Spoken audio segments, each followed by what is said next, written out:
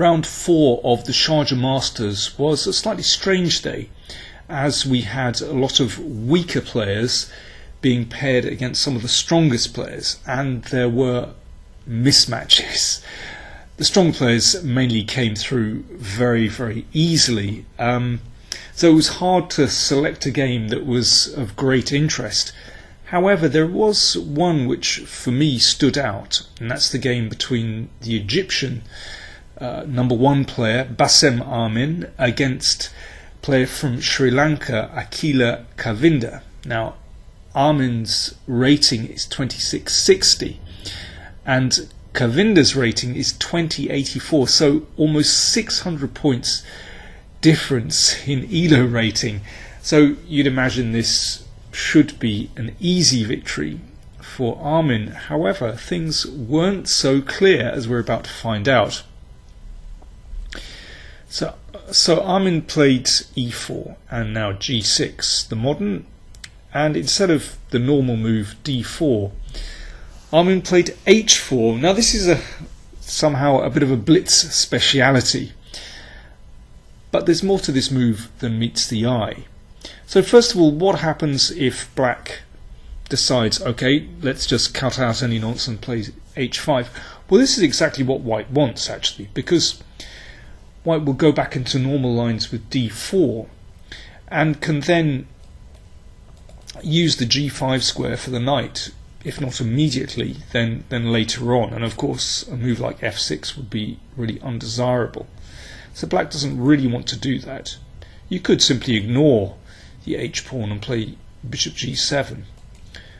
But this is mildly annoying. I mean, it's not the end of the world. One could simply strike out with d5. That's certainly not bad for black. But it's irritating to have to deal with this pawn on h5. Kavinda, to my eyes, plays the most principled move, and that is to strike out into the centre, with d5. So it's a kind of Scandinavian with these moves thrown in, but well, really, I think g6 is a more useful move than h4. White continues on with h5. This is the point. Now, as black, one could play conservatively with bishop g7. There is nothing wrong with that move at all. And once again, we have a kind of Scandinavian where, well, you have to ask yourself, how useful is it really to have advanced this pawn down the board? Because after the exchange, then actually this doesn't really affect black at all. In fact, sometimes this move could be rather annoying. Bishop g7 would be absolutely fine here. But again, Kavinda plays the most principled move, just taking on e4.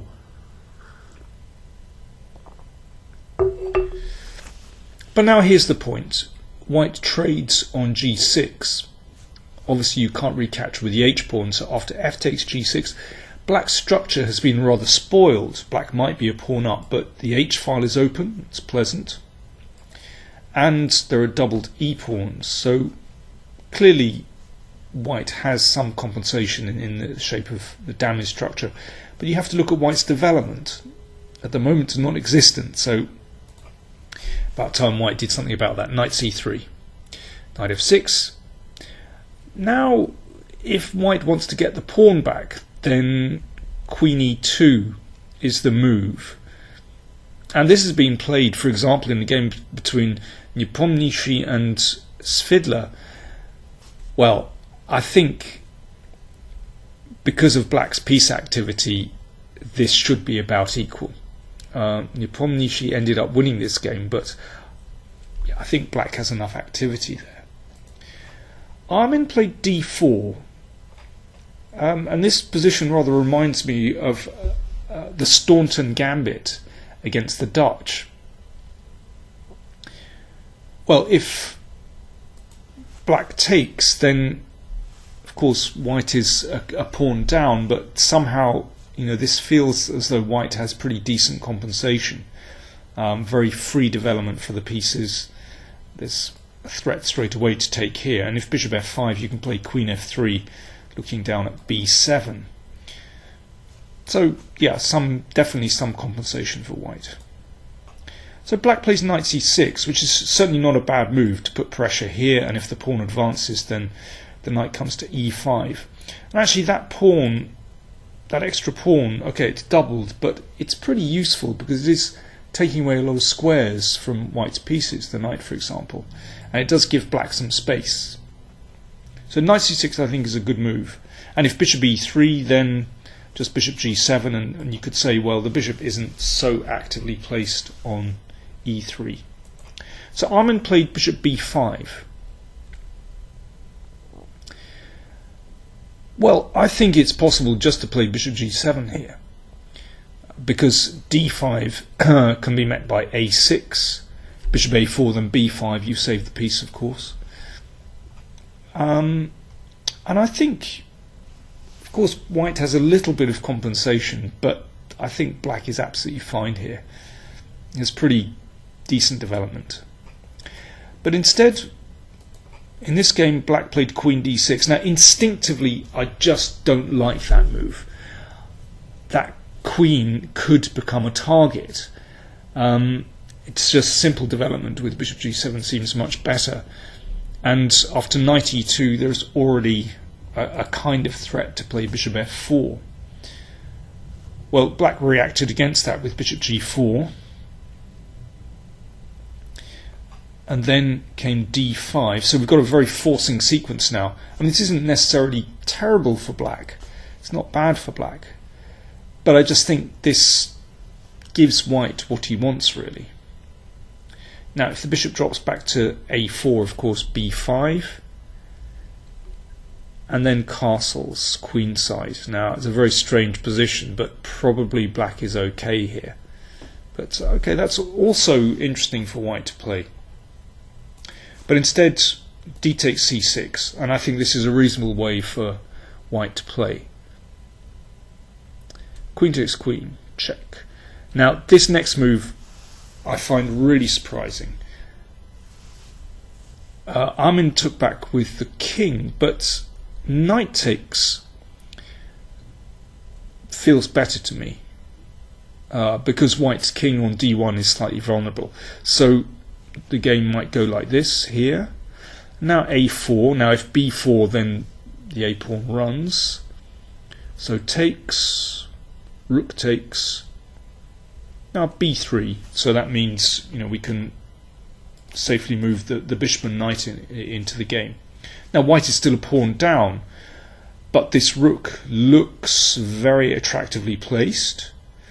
The knight may end up coming to e3, maybe the bishop comes to a3, maybe out to f4, who knows. It feels to me as though white has pretty decent compensation there, and I quite like these queenside pawns. If white can bag that c pawn at some point, then that could be pretty good. The rook looks slightly oddly placed on b7, so I think that's decent compensation for white. Certainly easier for white to play than black. But after king takes, well, the white king feels very oddly placed. Now, this was his idea of keeping the knight on c3. Amin wanted to take that pawn on b5 and get 3 pawns against 1 on the queen side. But black has a lot of activity with his pieces now. Okay, these pawns could be menacing in the future, as we'll see, but this is a very tricky position. So first of all, the knight is driven away. Black castles. Well, you can see that with the king on d1, this pin is very annoying. Black can coordinate very easily. This is what's happened, and suddenly there's pressure here. Black's pieces are very well placed. Now there's a threat to exploit the pin and take here because of the rook here is hanging, and this is not an easy position at all for white to play. Amin played rook h4. Now if black takes, can take here, and after this exchange, well, I'd say the position is about even. 4 pawns each. I can't imagine that white has such great winning chances here. But black played more ambitiously with h5, which I think is quite a reasonable decision because, well, I mean, look, the rook on h4 looks dreadful. In fact, of course, in playing in this way, there's only one sensible thing to do here, and that's to sacrifice the exchange. Very interesting option. And then king c2 protects the pawn on b3, so that secures to some extent the queenside pawns, and you can see this 4-2 majority on the king side has been completely crippled. Obviously 2 sets of double pawns aren't very good, so very dynamic way for white to play. I think in practice it's probably more difficult for black to play than white now.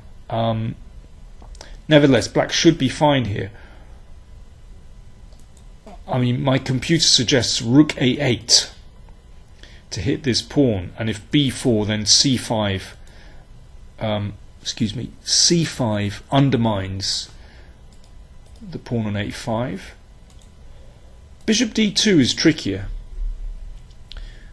but the idea is to throw this knight in to d3 and get lots of piece activity. But okay, it would take a lot of guts to play like this with black.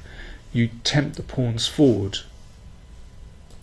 Instead, black played a very practical move, c5, to stop white's pawn coming to b4.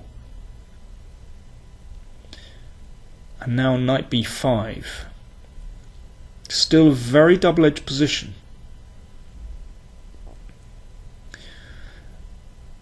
And now maybe bishop e5 to prevent this knight coming to g3. But instead, knight e5, knight g3, and things worked out very well for white here, but maybe e3 is best. Now, of course, if f takes, then the knight comes back to c6. And, well, we've got a very unclear position here.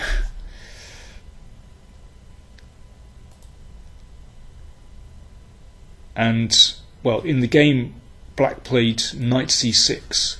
But let's see the difference. Here, white's pawns on the king side are actually very nicely placed.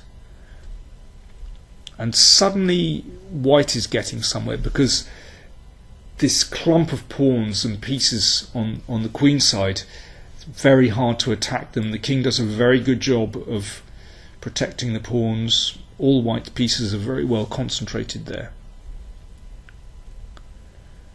And suddenly everything is working beautifully. And then bishop takes a5. Obviously, if rook takes, then there's knight e7 check, forking king rook. But anyway, bishop b6 is very strong, and even after the check, in fact, this rook is in desperate trouble. Of course, if it comes back to c6 or c8, these squares are mined because there's knight e7 with a winning fork. So in this position, black had to give back the exchange, but of course, with these passed pawns on the queen side, or well, one passed pawn at the moment, then white is winning this position. And the b pawn advanced, and well, this is actually a very, very simple win. The rook is perfectly placed here, and well, the game didn't last very much longer. So, well, in the end, Bassem Amin came through unscathed, but he had a few tricky moments, and you know, sometimes it's very difficult to know how to deal with much weaker players. Do you play your normal game? Do you play very steadily, or do you play something, you know, like h4 and start hacking and attempt to sort of throw your opponent? Here it almost rebounded on Amin, but okay, he came through in the end.